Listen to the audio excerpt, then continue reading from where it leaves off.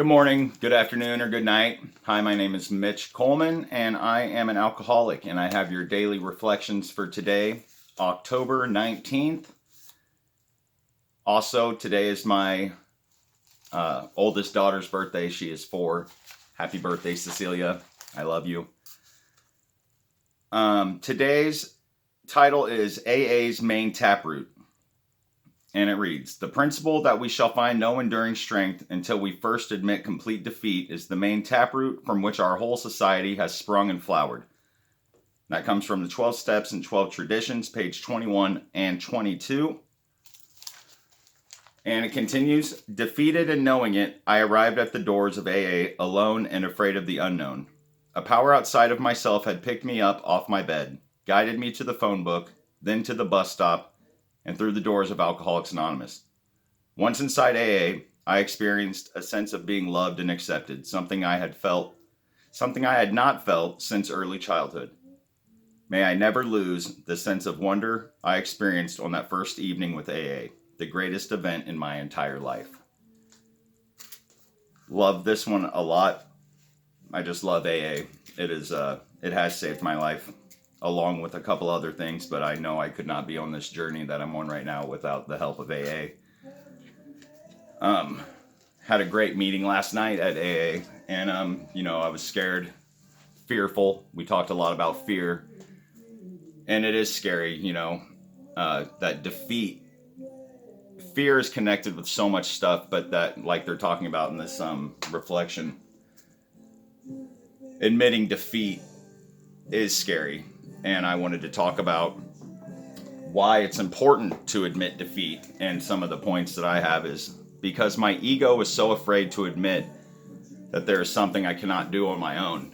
And I think a lot of us are like that, stubborn, and we want to do things on our own. And the same goes with our addiction. We get to that point where we know we have a problem, but we don't want to ask for help. And that's what we talked about in the meeting last night. We're afraid to ask for help when we need help with everything, We learn. That's how we are as humans. We don't know everything. So it's important to ask people for help. And we can't do this on our own. There's a lot of things we just can't do on our own. And for me, addiction and battling it on my own was definitely not good because, again, my ego, I could figure this out. I just won't drink today, or I just won't drink as much. I will switch from whiskey and beer to just beer, or I'll just drink on the weekends. We can make up many excuses, but we have to get out of our head and our ego that we can do this. Because maybe in the beginning you haven't messed up as much, but time after time when you keep messing up, you have to admit that defeat. You cannot do it on your own. You have to ask for help, or it will progressively get to the point of completely out of your control, and that's when really bad things start happening. And that's when your life can change real bad. Another point, I think I pretty much said, we all need help. It's the way humans have survived from the get-go. We are all one. We're all part of the same tribe. We're here to help each other. It's how we learn, we have to ask these questions. It's just like starting a new job. You don't know how to do everything. But like me, I've had many jobs, and I do like to ask questions and figure out how to do the things, because I don't know how to do whatever it is I'm starting, Most of the time it was something brand new and I didn't know how to do it, so I would ask that question. But again, my ego would kick in, and if I'd asked something and forgot it, I didn't want to ask again. And even in that moment, I would be like, man, I don't really remember how to do this. I don't want to ask again. I think I could do it.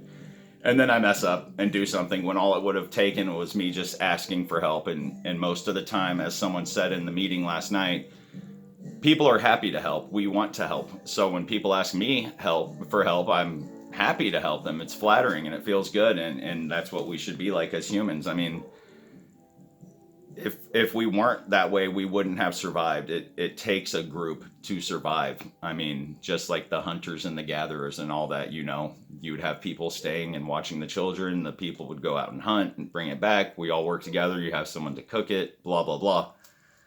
Also, we need to not listen to our ego. I already said that.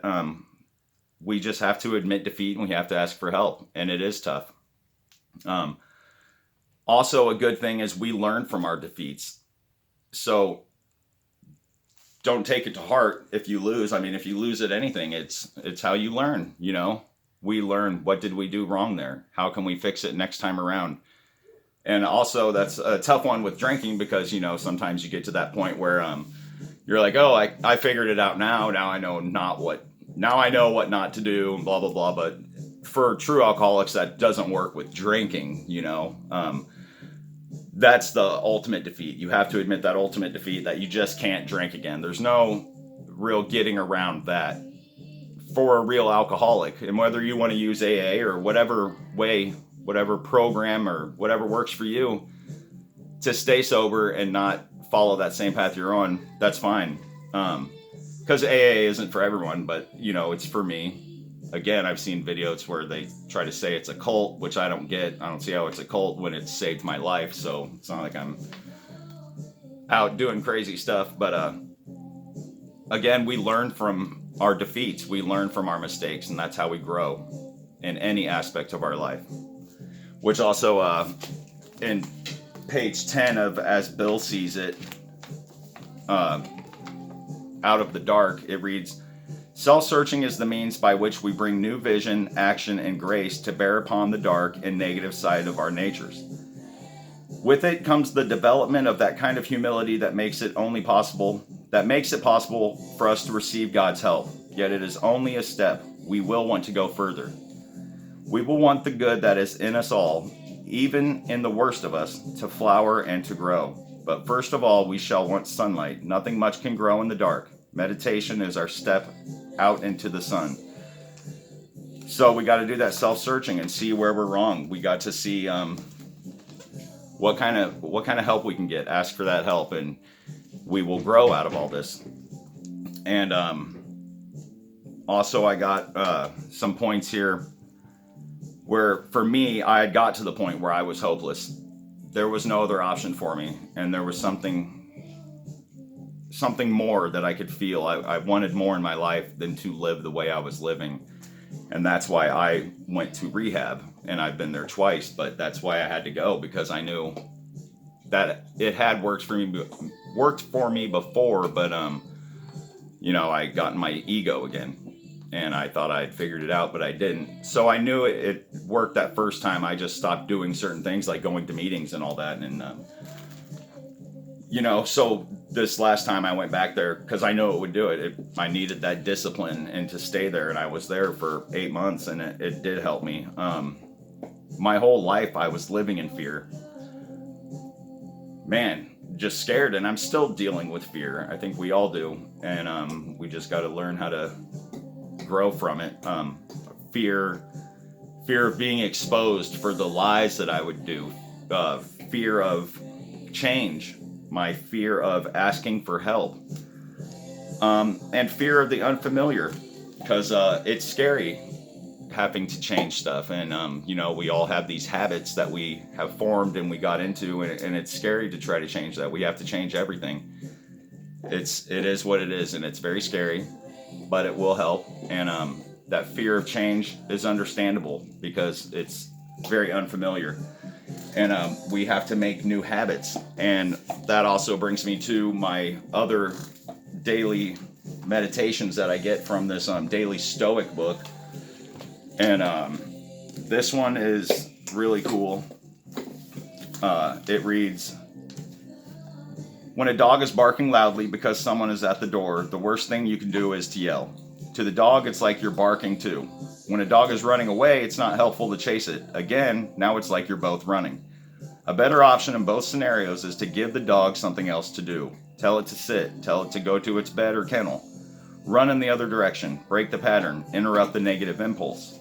The same goes for us. When a bad habit reveals itself, counteract it with a commitment to a contrary virtue. For instance, let's say you find yourself procrastinating today. Don't dig in and fight it. Get up and take a walk to clear your head and reset instead. If you find yourself saying something negative or nasty, don't kick yourself. Add something positive and nice to qualify the remark.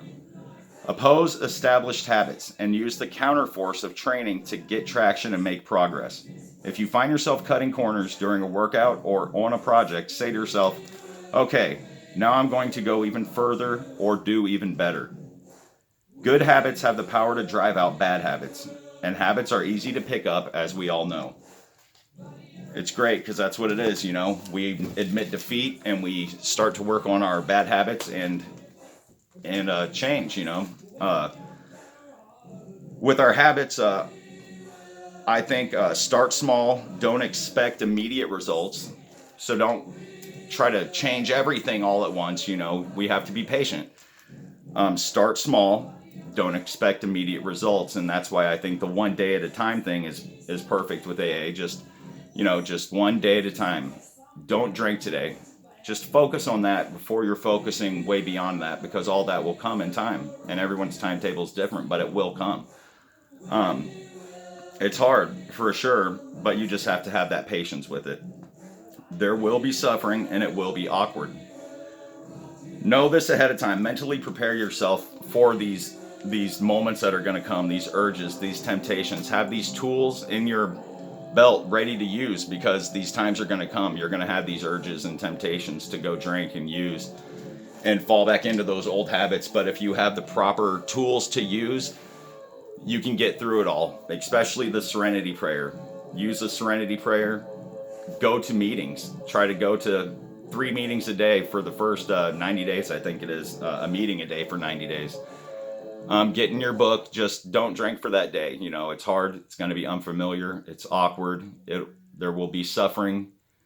But just like anything, we will learn from it. You know, there's suffering and working out. It hurts, but we end up getting better. And it's not an overnight change. You know, you have to continue to do it. You're not going to lose that weight in a day. You got to stay committed and do it. And I think we could all do it. So let's remember not to beat ourselves up. Just know that you're in the process. Take that 1 day at a time. Ask for help. Admit that defeat. It's not a weak thing to do, because you're going to be stronger once you do that, and your life will be better. You will make the people that love you in your life better. You will help people, and that's what it's all about. I love you guys, and I hope you have a wonderful day. Let's just continue to work on ourselves, because it's a process. And I thank all of you guys. I thank everyone in my AA group. I thank everyone in my life that feeds me this positive energy. And if you guys have any questions or ever need someone to reach out to, I'm always here. So with that, I love you guys. Take care. Happy birthday, Cecilia. Peace out.